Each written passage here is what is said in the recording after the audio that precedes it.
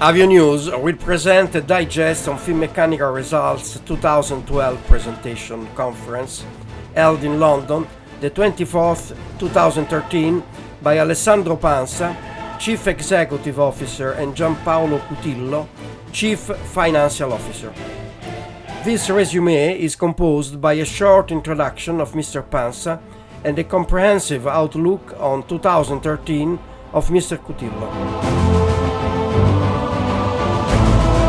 Avionews hope that his readers will appreciate it.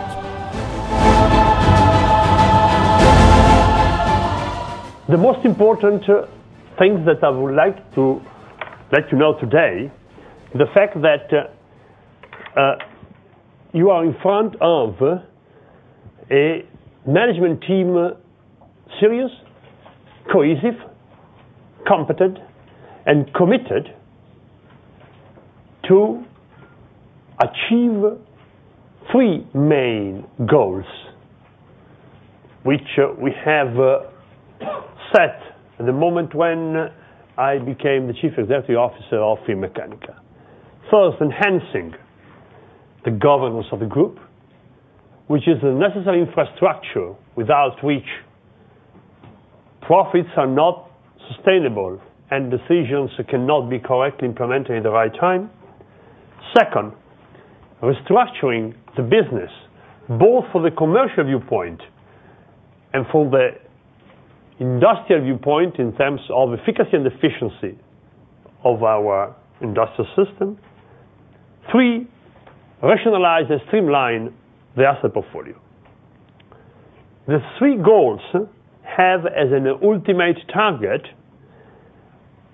to put Finmeccanica in a position to generate adequate profitability and cash flow, to make this profit and cash generation sustainable, which means repetitive and recurring over time, because otherwise the profit and cash do not have any meaning to understand that they cannot be sustained by the degree of repetitivity and certainty, and achieving growth without risk,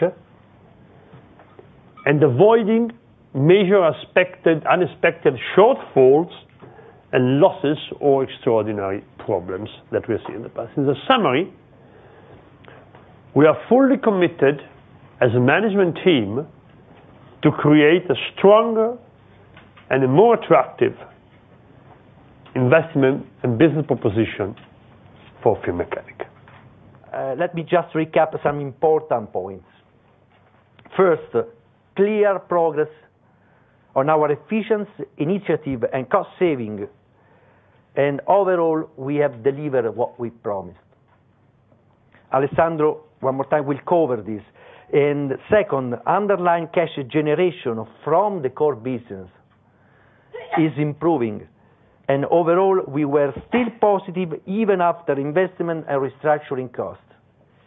Third, we are firmly committed to reduce our net debt of 3.4 billion, and in the meantime we have sufficient financial flexibility and strong liquidity.